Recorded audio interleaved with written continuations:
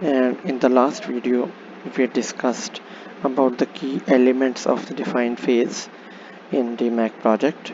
We discussed the items that need to be covered in define, that is business opportunity identification, resource utilization, project charter, CTQs, the outcome indicators, financial analysis, the identification of core processes, stakeholder analysis. Then we discussed the tools that are applicable for define phase, and last we discussed the project planning worksheet, how to fill the project charter. So in this discussion we will continue what the define phase is all about. So we discussed the baseline target, we had the trend of this KPI, water usage ratio for the last 5 years. So we decided a baseline target for this project. So then you can see this is the trend for different countries for this particular KPI, and it is showing that the average number is 1.81 liters of water for liter of beverage for this TCCC system. But so this is the value for different plants. So in this way we just made more focused analysis in terms of the water usage ratio. We plotted the trend for full year month wise. So you can see that the highest number is in December 2.24, then the lowest number is in April 1.35. So this is the trend analysis that gives us an overview that what is the trend of water usage ratio for a span of an year and what is the trend for different countries. Now we are going to cover another topic in the define phase, that is the snake and the ladder diagram. In this snake diagram we have to map our complete processes of the company. For example, for supply chain, uh, we start from strategic business planning, then it's demand planning, then procurement, manufacturing, logistics and warehousing, and sales and distribution.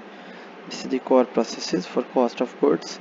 Then we will further drill down the manufacturing process. In manufacturing process we have the planning, then the water treatment, syrup preparation, injection, and the bottle blowing and filling. Out of this we will further focus on the last four key processes, that is water treatment, syrup preparation, injection, and blowing and filling. Coming down to next level we have syrup preparation, production line, and water treatment. Then we have sweeping concentrate, sweeping of syrup, mixing, filling, CAP, RO. So these are the particular areas that will have maximum influence on this particular KPI. So through snake and ladder diagram we draw our key processes and we keep on narrowing down the most important processes that will have the impact on this particular KPI, or those are directly involved in this particular KPI. So going forward, we have the stakeholder analysis. The example is same for water usage ratio project. In this we have we have multiple columns. We will discuss one by one. Uh, we have the stakeholders column.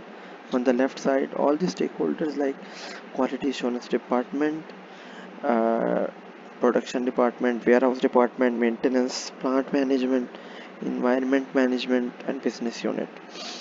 So for the first we have the change management. Change management is high impact, medium, and low. So we will write for the WR which departments are of the high impact. So quality and production is of high, warehouse and maintenance.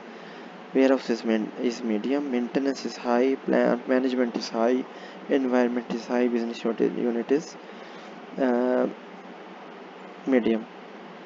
So going forward, we have the other KPIs, other categories like present mindset, support needed, concerns, issues, interests, influence, strategy, responsibility. So in this way, we basically map down that what is the critical key area for any stakeholder that needs to be discussed or that needs to be addressed through some particular action. So stakeholder analysis gives us a very clear picture of the roles and responsibilities of different departments and stakeholders and any concern if they have in this complete project.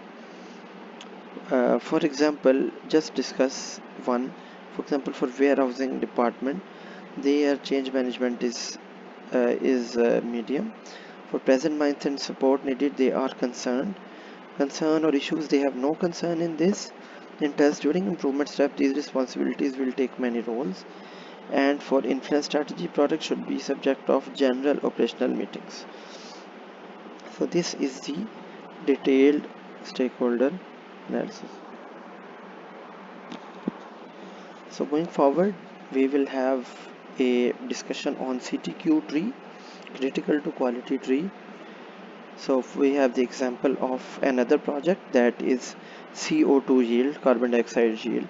So what is the need? Our need is increasing carbon dioxide efficiency or yield. What is the CTQ level 1? CTQ level 1 is the CO2 efficiency. Level 2 is the calculation criteria, that is theoretical usage divided by the actual usage, and how do we have to calculate its percentage. The actual figure is 69.59%, while the target is 75%. So this is the first line diagram for CTQ. The other, we have the product CO2 volume is the other target, in which the main KPI is gas volume. The target is 4.20 and actual is also 4.20. So on this we are on the target. So going forward, the next need is producing more in the same time with same cost, increasing the efficiency of line 2. So in this we have the key elements as availability rate and performance rate. Availability rate is the minimization of stoppages, while the performance rate is minimization of speed losses. The CTQ for this is 1 for both of these needs, that is line efficiency. Actual line efficiency is 67.9% and the target is 76%. So this is the brief introduction how CTQ is designed and what CTQ is all about. So I hope this lecture would have been very beneficial for all of you. For any question or queries, you can just write in comments tab. Until next time, bye bye. Well,